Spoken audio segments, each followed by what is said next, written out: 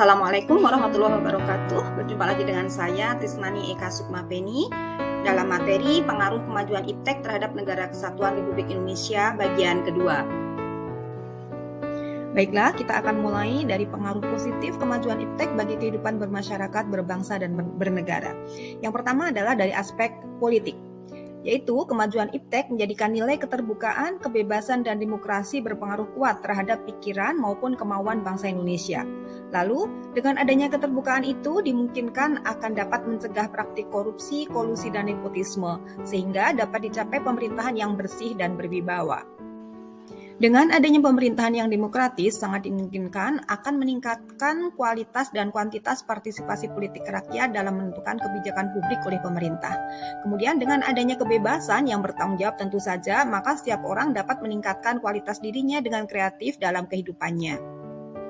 Dengan dilaksanakannya nilai-nilai tersebut, maka hal ini akan menjadi kontrol yang efektif dan efisien terhadap keberlangsungan suatu pemerintahan, sehingga akan tercipta pemerintahan yang bersih, jujur, adil, dan aspiratif.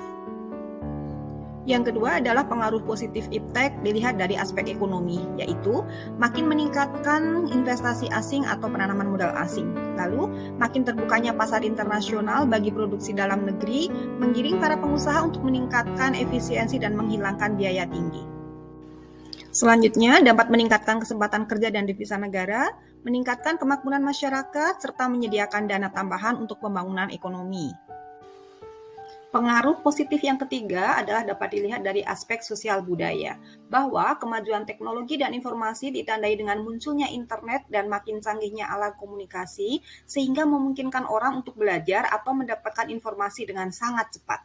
Selain itu, dengan adanya internet, media belajar atau informasi tidak berbatas waktu dan tempat. Dengan kemajuan teknologi, maka komunikasi pun dapat berjalan dengan sangat cepat. Oleh karena itu, dapat pula digunakan untuk mencontoh atau belajar dari tata nilai sosial budaya, cara hidup, pola pikir yang baik, serta teknologi dari bangsa lain untuk kemajuan dan kesejahteraan bangsa Indonesia. Selanjutnya adalah pengaruh positif dilihat dari aspek hukum, pertahanan, dan keamanan. Yang pertama, makin menguatnya supremasi hukum, demokratisasi, dan tuntutan terhadap dilaksanakannya HAM. Dan yang kedua, menguatnya regulasi hukum dan pembuatan peraturan perundang-undangan yang memihak dan bermanfaat untuk kepentingan rakyat banyak.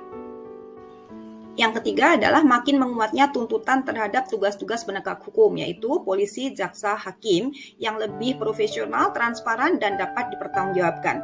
Kemudian yang keempat, menguatnya supremasi sipil dengan mendudukan tentara dan polisi sebatas penjaga keamanan, kedaulatan, dan ketertiban negara.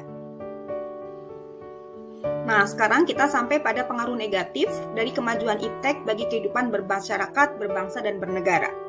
Dilihat dari aspek politik, bahwa yang pertama dapat memalingkan dari keyakinan tentang ideologi Pancasila sebagai dampak pengaruh paham liberalisme yang berkembang di sebagian negara maju. Selanjutnya, nilai-nilai yang dibawa iptek seperti keterbukaan, kebebasan, dan demokratisasi dapat menimbulkan terganggunya stabilitas politik nasional, sehingga dimungkinkan timbul tindakan anarkis sebagai respon atas kebijakan pemerintah yang dinilai tidak demokratis. Pengaruh negatif yang terakhir dari aspek politik adalah munculnya gerakan radikalisme dan terorisme oleh oknum yang tidak bertanggung jawab. Berikutnya kita masuk ke pengaruh negatif dilihat dari aspek ekonomi, yaitu Indonesia akan dibanjiri barang-barang dari luar negeri sebagai dampak perdagangan bebas. Akibatnya, barang lokal akan terdesak karena kalah bersaing. Yang kedua, cepat atau lambat perekonomian Indonesia akan bisa dikuasai pihak asing, yaitu negara kaya dengan cara mereka menjadi investor di Indonesia. Menimbulkan kesenjangan sosial yang tajam akibat adanya persaingan bebas, dan berikutnya adalah pemerintah itu hanya sebagai regulator pengaturan ekonomi yang mekanismenya ditentukan oleh pasar. Dan yang terakhir adalah sektor ekonomi rakyat yang diberikan subsidi semakin berkurang, koperasi semakin sulit berkembang, dan penyerapan tenaga kerja dengan pola padat karya semakin ditinggalkan. Pengaruh negatif iptek dilihat dari aspek sosial budaya antara lain adalah munculnya gaya hidup konsumtif dan senang dengan barang dari luar negeri. Lalu munculnya sifat hedonisme, yaitu kenikmatan pribadi dianggap sebagai suatu nilai hidup tertinggi. Munculnya sikap individualisme, yaitu sikap mementingkan diri sendiri, dan memunculkan gejala westernisasi, yaitu gaya hidup berorientasi pada budaya barat. Kesenjangan sosial yang semakin tajam, semakin memudarnya semangat gotong royong, solidaritas, kepedulian, dan kesetiakawanan, serta semakin lunturnya nilai keagamaan. Lalu, pengaruh negatif dilihat dari aspek hukum, pertahanan, dan keamanan. Yang pertama adalah muncul tindakan anarkis dari masyarakat yang dapat mengganggu stabilitas nasional, ketahanan nasional, dan persatuan nasional. Yang kedua adalah peran masyarakat dalam menjaga keamanan, ketertiban, dan kedaulatan semakin berkurang. Setelah kita mempelajari materi tentang pengaruh positif dan negatif dari kemajuan iptek, mari kita sama-sama pikirkan strategi untuk menghadapi ancaman terhadap negara sebagai dampak dari kemajuan iptek tersebut. Sekian, terima kasih sudah mengikuti pembelajaran ini dengan baik, dan Assalamualaikum warahmatullahi wabarakatuh.